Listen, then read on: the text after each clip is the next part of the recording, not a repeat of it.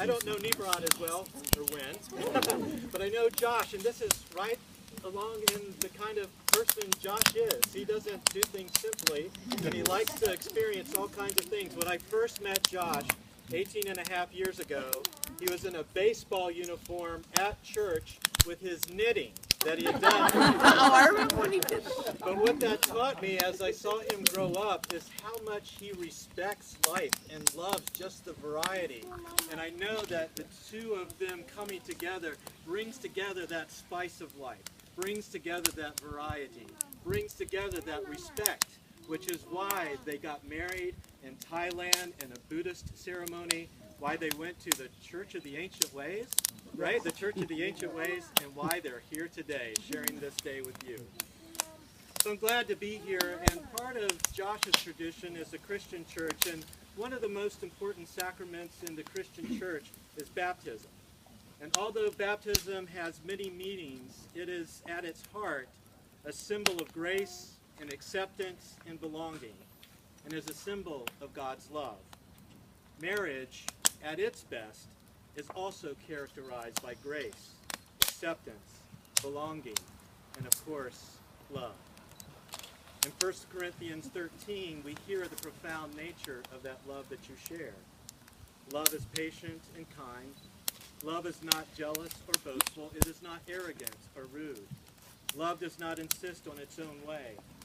It is not irritable or resentful. It does not rejoice at the wrong, but rejoices in the right. Love bears all things, hopes all things, endures all things. Love never ends. So faith, hope, love abide, these three, but the greatest of these is love.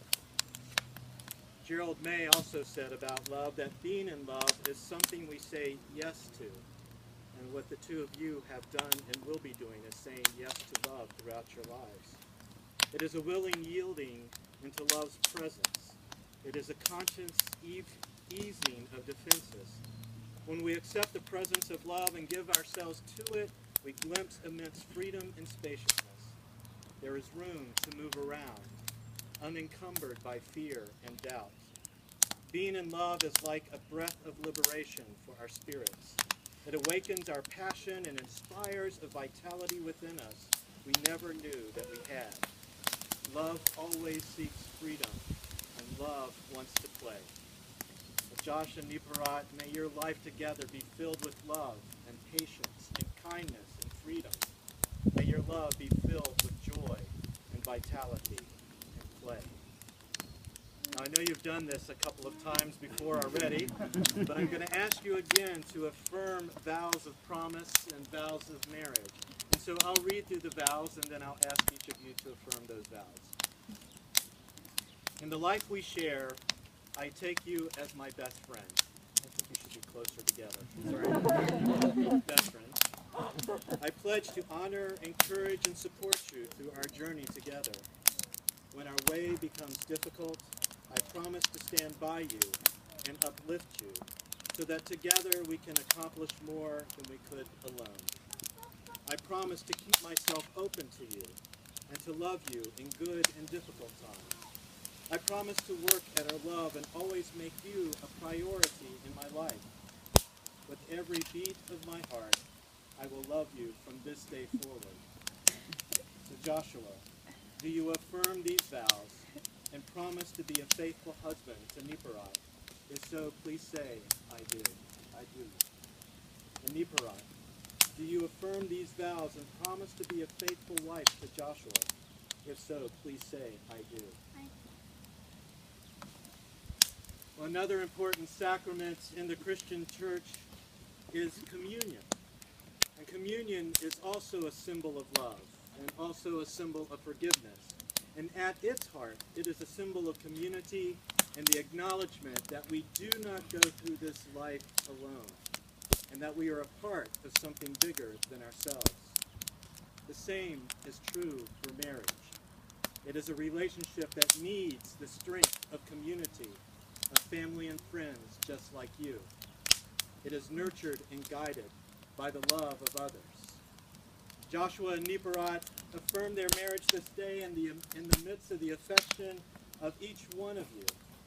and that they are hoping that as you come together, you will support their relationship in every possible way that you can. You are indeed an integral part of their lives. You will encourage them, support them, and love them, and they will love you back. This ceremony is a celebration of love, family, and friendship, and Josh and Niparat ask for your blessing on their marriage. So I ask each one who is present this day, do you promise the support of your love to the marriage of Niparat and Josh? If so, please say, we do. We do. Okay, I was looking around and no one stayed silent. That's really good. Thank you. Let us pray. Gracious God, home of our spirits, grant to Joshua and Niparat true love to unite them spiritually, patience to assimilate their differences, forgiveness to cover their failures, guidance to lead them in the proper ways, and inner peace to comfort them throughout their lives. Amen. Amen. Niparat and Joshua, you have promised your love to each other in both of your faith traditions and in countries of your birth so far away. But together, to this day, you have brought all of that together in your marriage and in your relationship together. And so you have affirmed your vows before family and friends.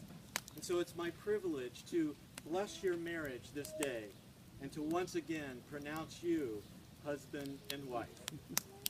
You may kiss your bride.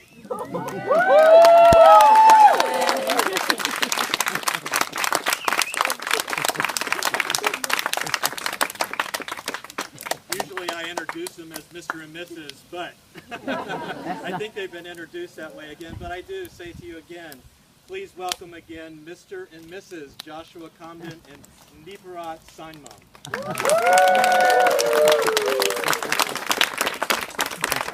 Go be with your people. Yeah.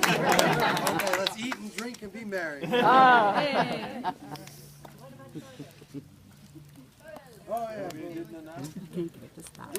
Yeah. You're free. You can. Okay.